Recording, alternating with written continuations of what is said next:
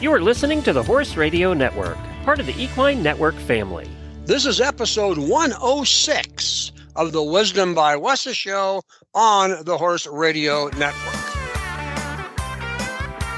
This is Mike Donnell. And I'm Sophia Aguila. Welcome to Wisdom by WESA on the Horse Radio Network, part of the Equine Network family. This podcast is brought to you by the Western and English Sales Association, WESA, which provides the world's largest trade events for retailers, manufacturers, and sales representatives of the equestrian industry. In this podcast, we feature exclusive interviews with noteworthy Western and English personalities, retailers, and exhibitors who you've always wanted to talk to. Don't miss out on all the news for manufacturers and retailers in the equine industry. Speaking of news, we just finished writing the panel, which is the first August 2023 information specifically for our retailers. And Mike, we're getting ready to mail that out pretty soon. What's going to be there? What's on that panel? All kinds of useful information. For example, we have the registration deadlines. Everybody knows by when they should register, the partner hotels, and the WESA app information, and of course also a first list of our events. And I know we're still months away from the August WESA trade show, but just one event that I wanted to highlight as early as now is the WESA Benefit Golf Tournament, because last year we moved the event from the traditional golf course to Top Golf.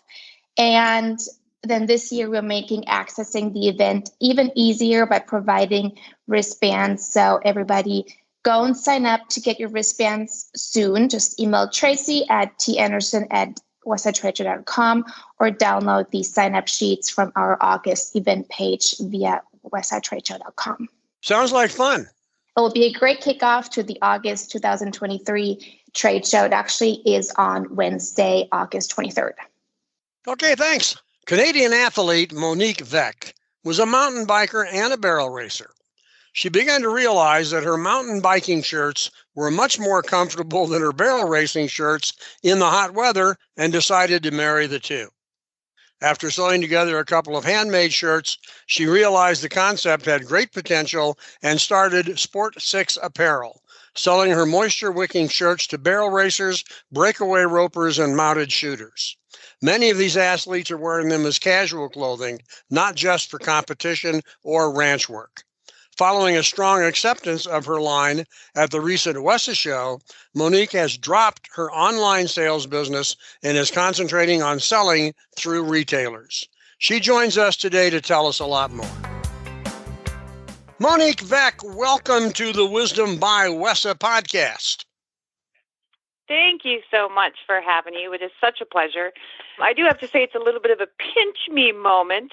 It seems like it wasn't all that long ago that I was a stay-at-home mom cleaning houses to now getting the opportunity to speak with you fine folks about the world of fashion in Western wear. Well, and it's going to be fun. And let's go back to the early 2000s. I mean, you may have been cleaning houses, but you were at least a two-sport athlete. You were a mountain biker and you were a barrel racer. And then around, 2014, the light dawned that you didn't really like what you were wearing to run barrels, but you really liked what you were wearing to be a mountain biker. And why don't you tell us a little bit about how you envisioned how those two probably should come together and then became a company? Absolutely. So as you said, that's literally how it started. It came out of necessity. Being a downhill mountain biker, I knew the benefits of wearing athletic fabrics, especially when you're competing and it's very, very hot. Also, I'm a barrel racer. I was at an event. It was exceptionally hot, and that's when the aha happened, is that I just completely said to myself, I wish I was wearing my cycling jersey for competition right now. So what I did is, I'm not a great sewer, so the irony that I'm in the clothing business is not lost on me. I went to a local secondhand store and I bought shirts where the collar and the cuffs sort of matched my cycling jerseys, and I sewed them on. I hand sewed them on badly, but I got them on there, which made them legal for use in competition because I now had a collar and a cuff. I wore them to my barrel racing finals. Everybody kept coming up to me saying how much they loved them and how unique they were. And that is literally where it started, was just simply out of necessity that I just wanted to be cooler while I was competing. Well, I mean, I think that's a great story. And you know as well as anybody else that taking a concept and ending up with a business are two separate challenges. So let's talk a bit about how we segued from hand-sewn shirts together to run barrels to recognizing and getting a business started.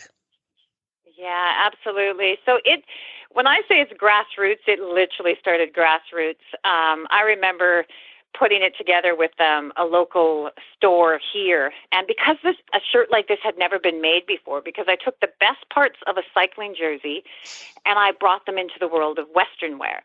So I kept like the bottom elastic that you see on cycling jerseys because it made it handy because the shirts would never untuck.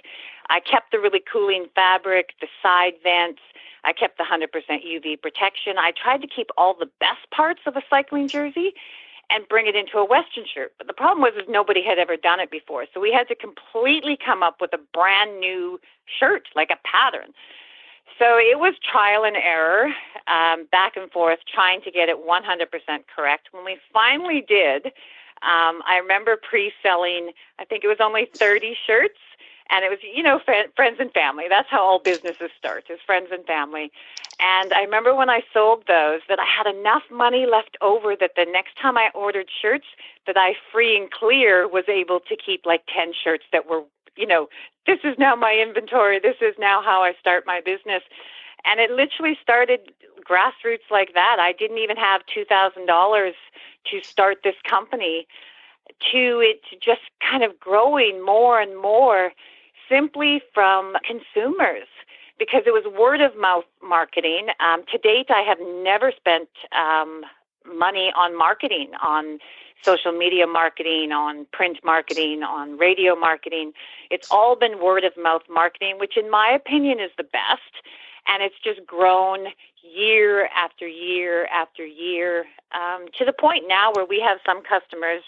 We did a fun little survey on our air-conditioned shirt page on Facebook this morning to say, how many shirts do you have? And 50 plus was one girl, which surprised me. One was 40 shirts, one was 16 shirts, one was 18 shirts. So the buyer retention and coming back and buying them, and that word of mouth is just how it got bigger and bigger and bigger, all the way up to the point where I attended my very first WESA show this year. So talk about that a bit. The WESA show was something that I had gotten to the point where I didn't want to do an e-commerce anymore. I didn't want to do that day-to-day shipping. I wanted to sell, instead of shipping 25 individual shirts, I wanted to sell one store 25 shirts, and then I'm only going and shipping once versus 25 times. So when you are a new-ish company, even though it'll be our 10-year anniversary next year, but we had never done full-blown wholesale with the brick-and-mortar stores. So when you're new like that, and you're in the world of Western wear and fashion, WESA is a must. You have to go. You have to be seen. So I went and I had like the tiniest little booth. It set up in less than 10 minutes and it was tore down even faster. And the amount of eyes that a company gets on it, it's huge, and the conversations. And thankfully, we are so blessed with so many amazing customers that were pushing their local stores to come and see us at WESA. So we had quite a few coming and seeing us, just saying, look, our customers have been messaging us, that we need to come and see what you have and what you offer. So WESA for us it was incredible. It was the whole thing. Everybody says that Sunday is the quietest day. It was our busiest day. That is where we signed, I think, the most contracts and took orders was on the Sunday. Wow. Now, we talked a bit about this when you and I talked a couple of days ago.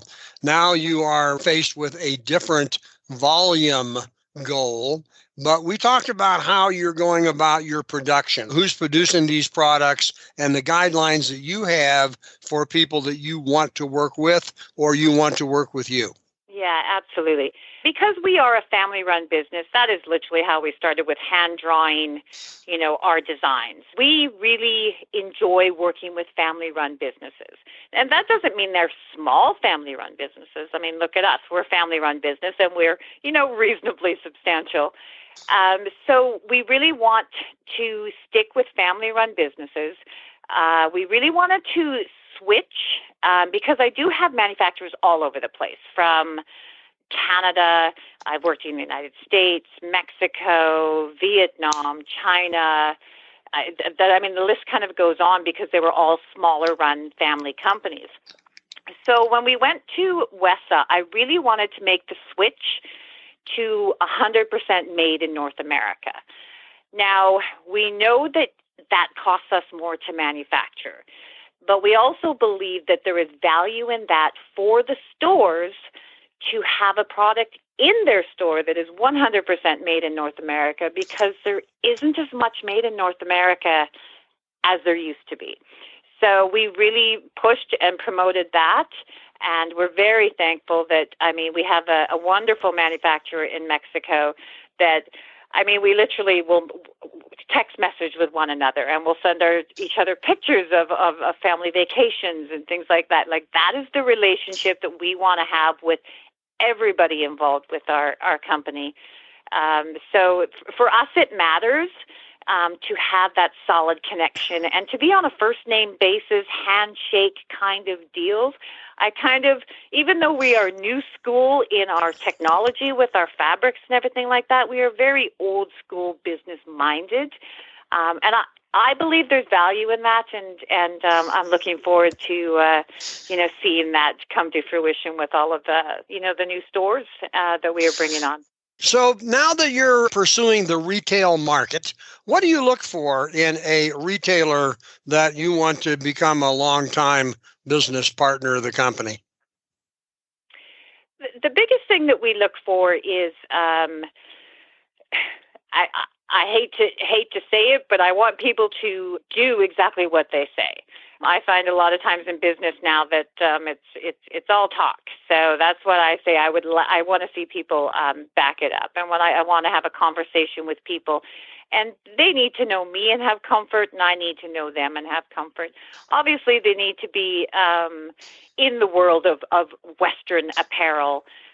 We cater a lot to barrel racers because we've had a lot of barrel racers wear our shirts. From the late Nancy Hunter back in, when was that, 2016? Her and I started the Glitter Like Gold Night at the NFR, which is the first Saturday of every NFR now is Gold Night, and that's something that her and I started. To Fallon Taylor's worn our shirts. Carmen Posabon, Leslie Smallgo just wore them. So there's lots of big-name barrel racers that have worn our shirts, are wearing our shirts. There's lots of barrel racers that wear our shirts that are sponsored by other people, but they wear our shirts at home for working horses, because when you're working all day out in the heat and in the sun, you want something that's going to keep you cool and burn free, and we offer that. Two stores that really cater to mounted shooters, which is our second biggest market. Mounted shooters really love our apparel, and now breakaway ropers.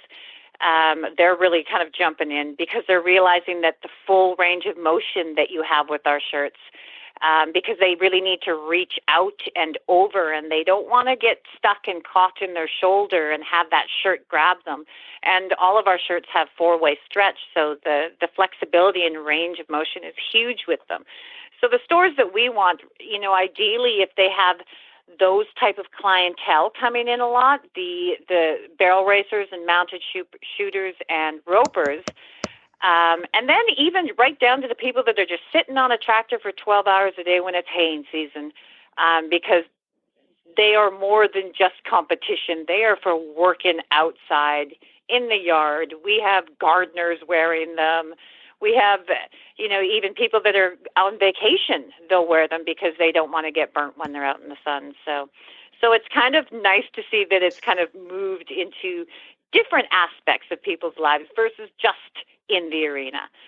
Most times when people wear our shirts, they don't take them off. Often you see at competitions where when it's really, really hot and we're talking like 114, and they'll make their run, and then they'll quickly go back to the trailer and they'll put their tank top on. In our shirts, they don't do that because you're actually cooler wearing our shirts than taking them off and wearing a tank top. So we're talking about the functionality, but clearly there's a fashion angle here as well. I'm assuming that the barrel racer who owned 50 shirts, they don't all look alike. Yeah. So you clearly, how do you go about providing the fashion side of this functional clothing? To be completely honest with you, I go straight to the fashion runway because they're generally about 2 to 3 years ahead of us. And I need that time to have a look at trends, colors, patterns. I also am a woman, and we like to look good. So I really try to work the shapes and the patterns so that they are figure flattering to women. So if we have darker panels on the side, so it basically creates a little bit more of an hourglass illusion. I am a tall girl that is built like a football player. I have broad shoulders, slab-sided. You're not going to make an hourglass out of me no matter how you try. So I create the illusion of it with design, and it's been very popular. Our signature design is like that. And then when it comes down to different styles, this is where we team up with our team members, because I just had my 54th birthday, so I am of one age demographic. So what I think is really, really cool in fashion is not what a 20-year-old is going to think is really, really cool in fashion. So we work with Maddie Stoltman, who produces A Barrel Racer Life, who is a huge social media personality.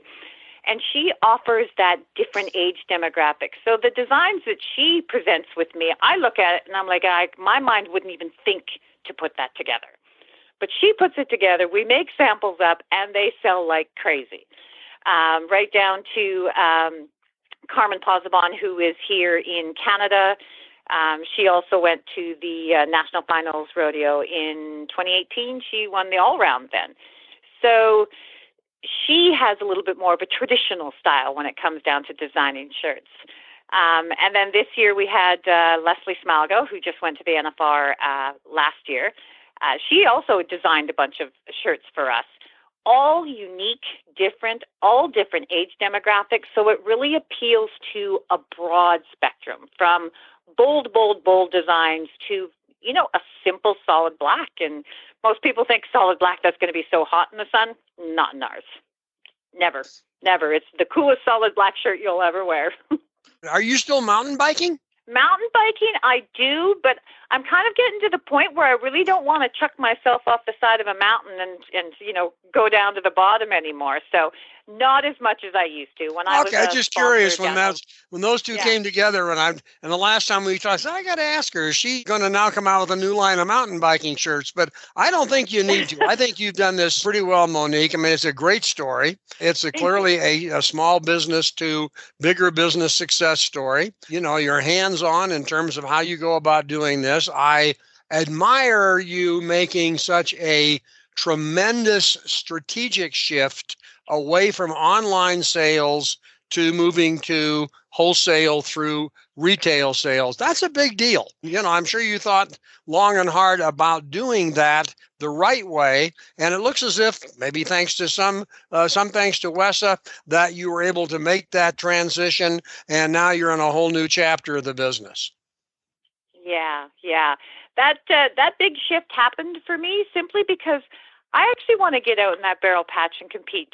And when I was working, 12 hours a day with the shirts and shipping, I didn't have as much time. So the whole let's switch to wholesale is to free up some time so that I can get out there and start competing again, because I am a competitor. I love training horses. I love competing with horses. And goals, I have goals. I have lots of goals. So, I need to be able to allow that. And for me, it was, just jump. And, if it doesn't work, it doesn't work. But if it does, yay.